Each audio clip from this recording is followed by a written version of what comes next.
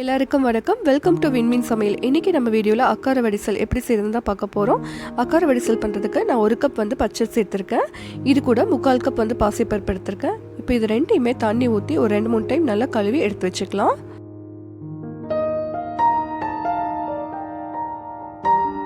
பாருங்கள், கழுவியாச்சு, இருக்கட்டும். இப்போ ஒரு பாத்திரம் எடுத்துக்கலாம். அதில் 2 கப் வெல்லம் எடுத்துருக்கேன். அதை நம்ம சேர்த்துக்கலாம். இது கூட கொஞ்சமாக தண்ணி சேர்த்துக்கலாம்.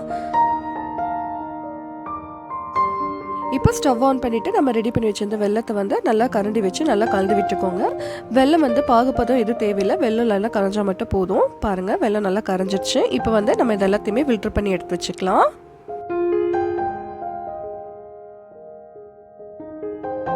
இப்போ மறுபடியும் ஸ்டவ் ஆன் பண்ணிவிட்டு ஒரு கடாய் வச்சுக்கலாம். அதில் 1 லிட்டர் பால் நான் காய்ச்சின பால் சேர்த்துருக்கேன். பால் நல்லா சூடானதுக்கப்புறம் நம்ம கழுவி வச்சிருந்த அரிசியும் பருப்பையும் சேர்த்துக்கலாம்.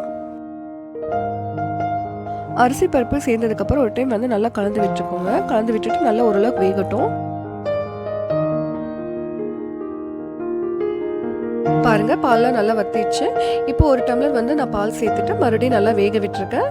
ஏன்னா ஓரளவுக்கு தான் வெந்திருக்கு. சாதம் நல்லா வெந்ததுக்கப்புறம் தான் நம்ம கரைச்சி வச்சிருந்த வெல்லத்தை சேர்த்துக்கணும். பாருங்கள், இந்த அளவுக்கு நல்லா மசிச்சு வெந்ததுக்கப்புறம் நம்ம கரைச்சி வச்சிருந்த வெல்லத்தை சேர்த்துக்கலாம். சேர்த்துட்டு அதை நல்லா கலந்து விட்டுக்கோங்க.